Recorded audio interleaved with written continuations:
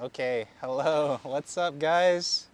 So this is the Hello, first guys. first video that Jin and I are doing together. Not the first ever, but the first of 2025. So that's going to be something exciting for you guys to take in. A little bit of experiences from each of us, sharing what we think about life and just bouncing off our ideas off of one another, and basically bringing you guys along for the journey. So, what are we talking about today, Jen? Talking about the solo life versus the family life and how like you've been affected by that, the shift, and maybe a little bit about how I'm living uh, this van life solo adventure. I haven't really gone adventuring too much yet, but I do plan on going adventuring when my funds look a little bit better. When your what runs a little better? My funds, my money. Oh, Yep. hey, things happen in their own timing, and I think everybody goes through life at a different pace. The 70-year-olds are living a different life than us, and people that are 10 years old are living different lives. And even within those ranges, people make different decisions that lead to different outcomes, right? So in everything is in due time, and depends on what each individual is aiming for. Um, so I think you're asking what the topic is today, and we've been Yes. friends for a long time, and obviously we live very different lives, and so I think it'll be interesting for us to dive into how our lives are different and give some insight for the world to see, what what what are the range of difference, and especially America enables for in life, and depending on what people wants to do with their life and their dream, maybe they can aspire to do something and maybe decide what kind of life they want for themselves, using us as reference, using us as examples, rather to do or not to do. And Absolutely. I think ultimately just give some value to whoever that wants to join us in our journey, be along for the ride and along to for a long time as a friends. Let's get right into it. The video that we want to talk about is give you guys the insight into what the difference in our life is. Um, we talked about not sharing too much, but I am a semiconductor engineer working in the Bay Area, working for a SP 500 company, and we the company that I work for, I would say it's in the midst of the semiconductor trade war between China and the U.S. Um, it's a very competitive field in the production and manufacturing ends, in the Silicon Valley.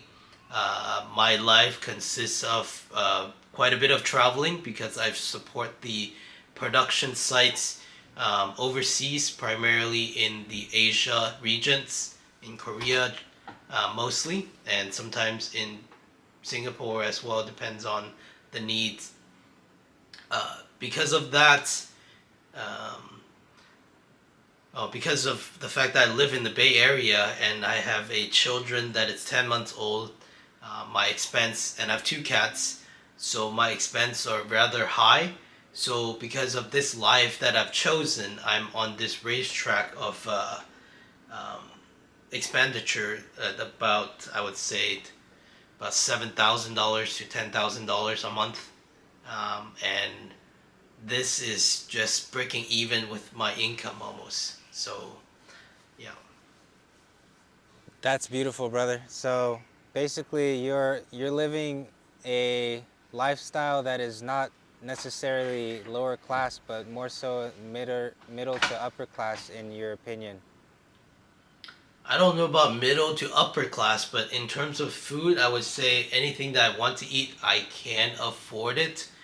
Maybe not every day. I can't afford like a $500 steak meal every day. But if I want to splurge once in a while, I can definitely afford it if I want to, and if I want to take the time to travel to any country in the world, I can do so with some planning. It won't maybe, and I can't go every day, but once a year, once every half a year, it's something definitely within my reach. That's beautiful. Okay.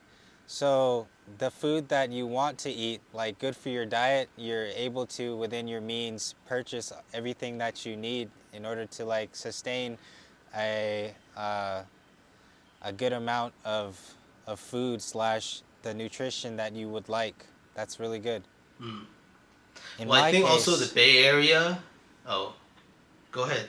sure. In my case, like I'm living in van life, so my funds are a lot lower than yours. I'm actually on EBT, which is the government assistance, which helps to pay for a lot of my food expenses.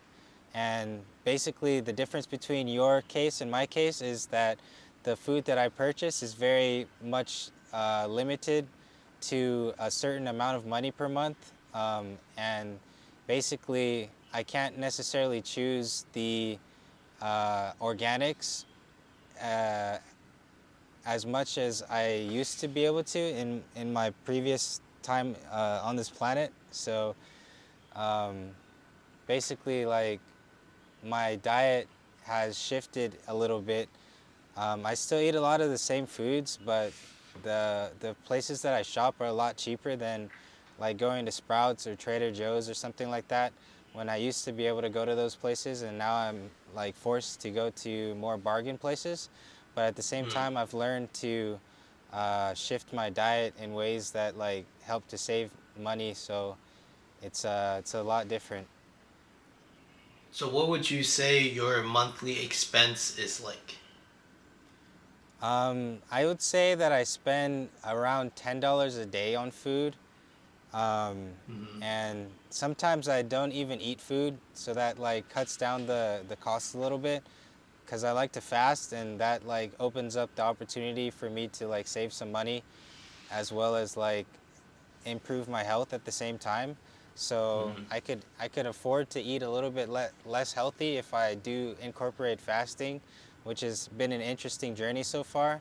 At this moment, I fast probably at least once a week, at least one day, and sometimes I do it for longer periods of time. But I try to keep that information between me and my Father, which is the Father in heaven, um, Father God. He says that we're not supposed to necessarily talk about how much we fast or that we're fasting in the moment, just because it kind of like, in a way, some people might see that you are trying to put yourself above them, and that's not necessarily my goals. I'm really doing it for health and spiritual health too. I mean, you are, in terms of physique wise, one of the, um, in terms of definition, very fit.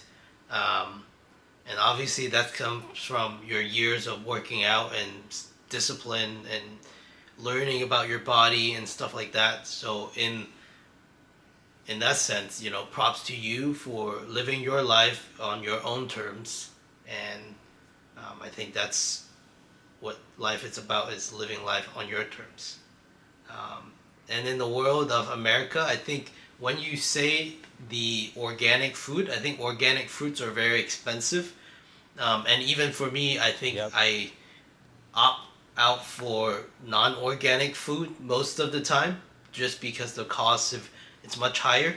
Even though I can, afford it, sometimes I choose not to, just because I want to live within my means. Um, Yeah. and going always organic is definitely above my means, to be honest. And so, meaning, I guess for everybody that listening, Bay Area, even though you are a engineer, if you're not like semiconductor at a high level director, if you're everyday people, with the current inflation, I think we're all just living, almost paycheck to paycheck. Especially if you have a family, if you have kids, it's not easy. life at the moment. And I think that's the reason why Donald Trump is elected. Is because everybody feels the pressure of living, and everybody wants to change that. Everybody wants some change. Yes, I think Donald really cares about the people more than Joe Biden did, at least. I think Biden's strategies and his policies really uh, pushed us back a few years, to be honest. Um, can't really give any examples off the top of my head, but that's just been the overall vibe of it.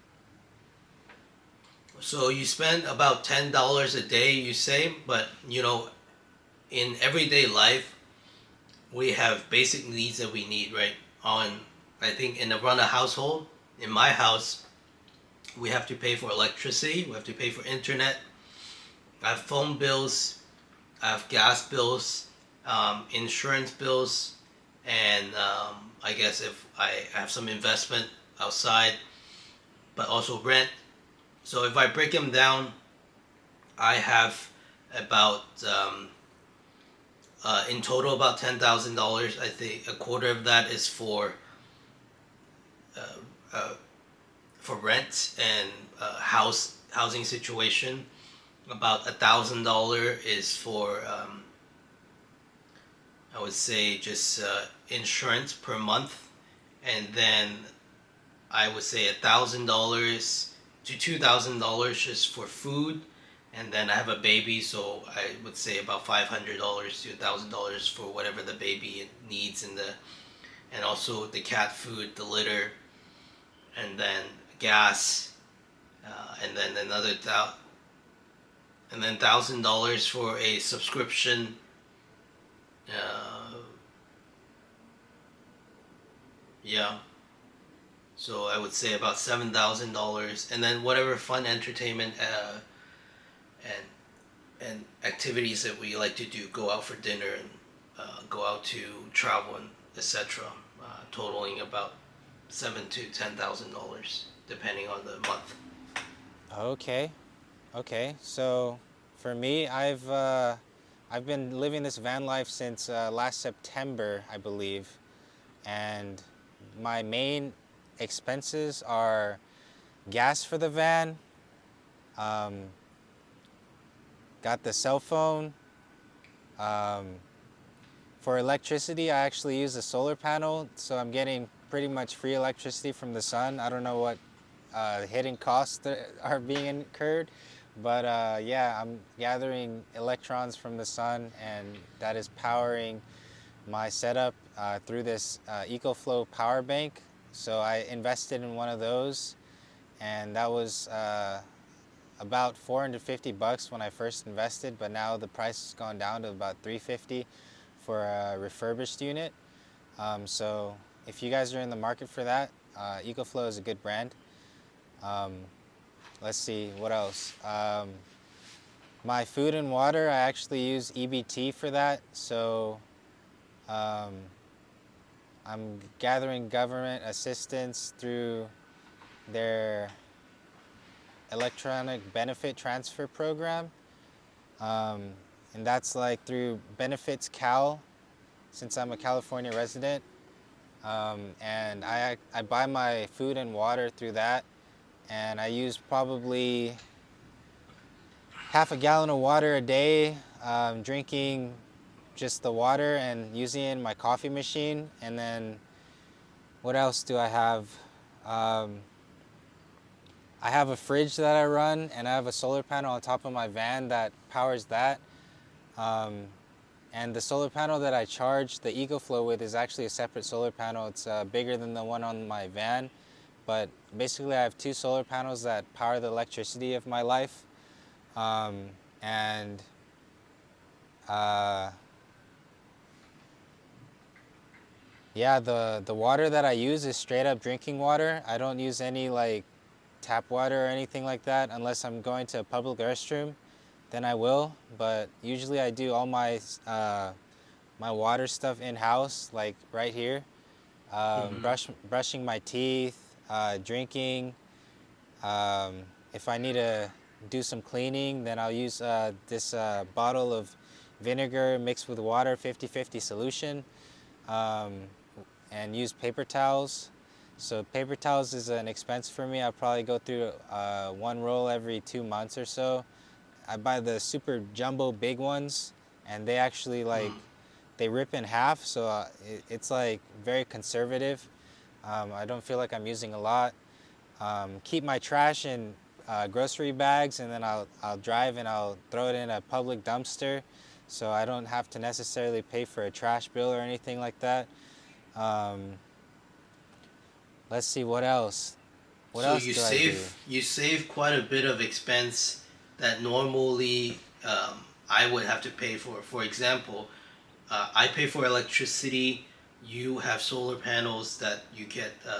You have a battery system and a storage that it's able to basically. I don't know if you have an exact number of the uh, basically production capacity of your current setup and how you coordinate your day to day within that basic electricity budget, right? Basically, every day you have a certain budget depending on whether it's sunny or not.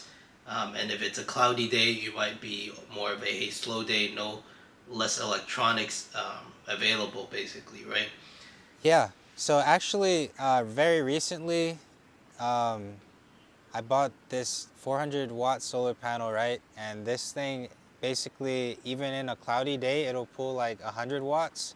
So um, based on my electricity usage, I actually can keep it charged up throughout the day, pretty early in the morning. Maybe it'll take like 2 hours to charge it from like half to full, which is about 500 watts of electricity.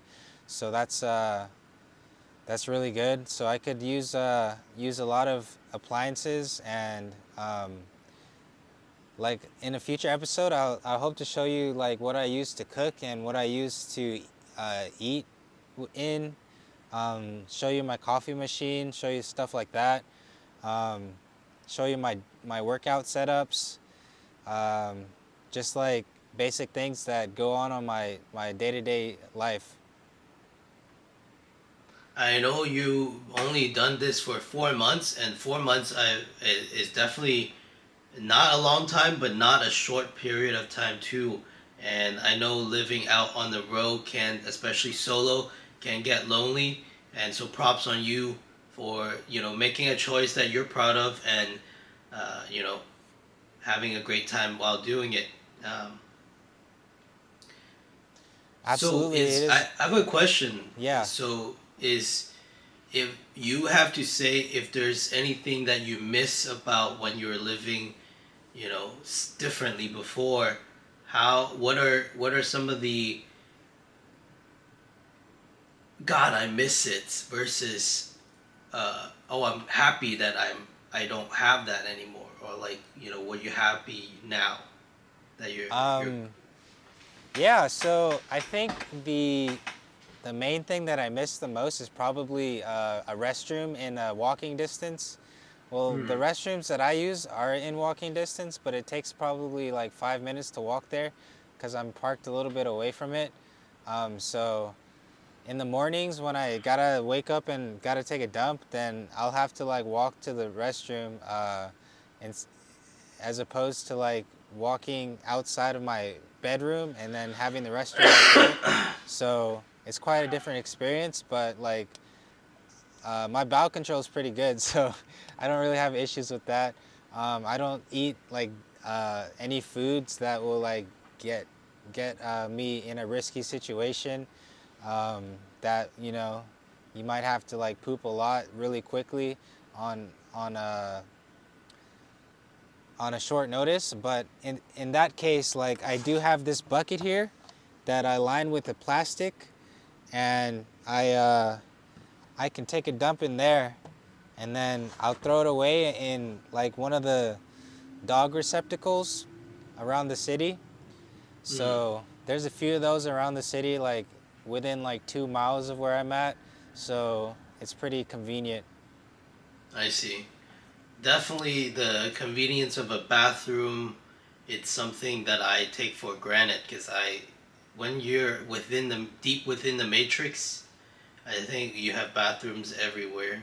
I guess when you return to nature, you also have bathrooms everywhere, um, But but you not in can't use a them in the public, you know, yeah, yeah. unless you're like out camping or something, like in a actual like campground where like people don't really care if you take a dump in the woods, as long Hmm. as you like dig a hole for it or something. Hmm. It's it's a little bit different. Yeah, yeah. I think that's definitely the natural way of doing it.